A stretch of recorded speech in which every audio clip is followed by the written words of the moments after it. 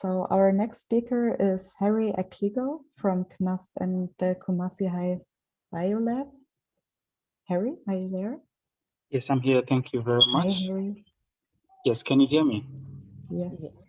All right, thank you. All right, so today I'm presenting the case of local enzyme production and molecular diagnostic development in Ghana.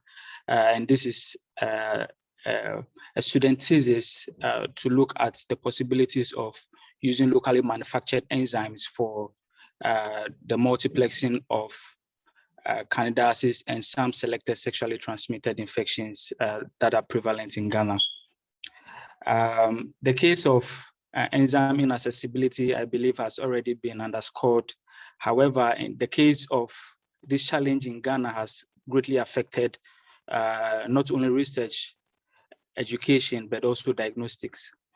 However, we also have seen the increase of public domain knowledge in biology, and this, I believe, seems like the Open Bioeconomy Lab has made possible by creating a document called the Open Enzyme Collection to make openly accessible these biological commons to groups like ours in Ghana and also other backgrounds that have these challenges of enzyme access. But most importantly for us here in Ghana, we had challenges. We also still have challenges of certain infectious diseases, some of which are transmitted as sexually transmitted infections.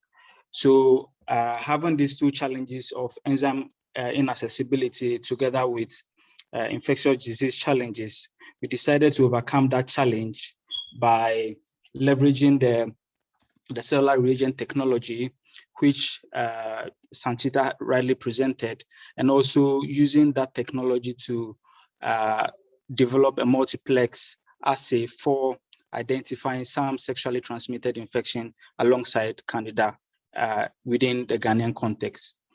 So we designed unique set of primers for identifying these pathogens, these were synthetic.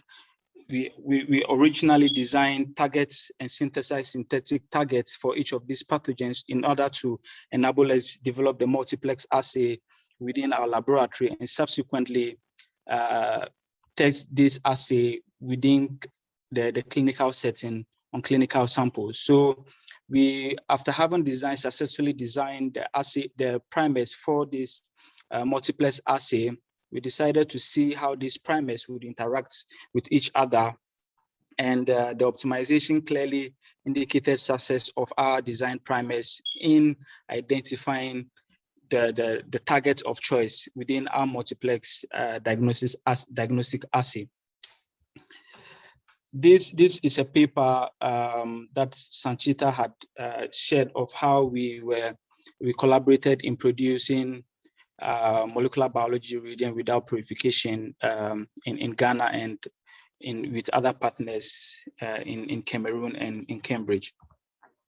So leveraging the open enzyme collection, we decided to produce the open vent, which is one of the enzymes which currently has its patent been expired. So we received it and we needed to be sure if truly this was the plasmid of interest under the OPNMTA transfer agreement. We then went ahead to subsequently express and produce this enzyme as cellular reagents, and then confirming the presence of this enzyme. We went ahead to do some polymerase activity testing and also leveraging our success with determining the stability of this enzyme from our previous study.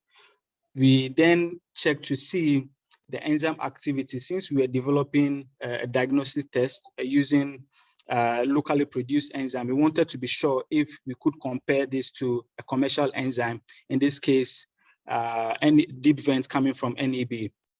And after having performed the unit determination, we realized that the in-house enzyme we produced had a unit of 57,000 compared to deep vents units, which was 2,000 for performing a 50 microliter reaction, which indicates really a great success for us in locally producing this enzyme. We then, as part of the objectives for this study, we wanted to see how best we could leverage the locally produced enzyme in amplifying the pathogenic targets of interest in our case. So we set out to conduct two separate kind of multiplex experiments. One which was targeting a single tube reaction where all the targets of interest were put into a single tube, and then using the optimized annealing temperature together with the cellular reagents, we then went ahead to perform this experiment. Also indicating some amplification, though we had some non-specific bands even with the synthetic targets.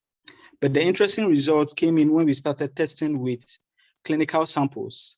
Using cellular reagents, we were able to correctly amplify candida species using the synthetic targets comparable to deep vent coming from NEB, which indicated that at this point we could use cellular reagents to amplify clinical targets. On the low side, we had really non-specific amplification produced using the cellular reagents with while trying to amplify clinical samples from syphilis.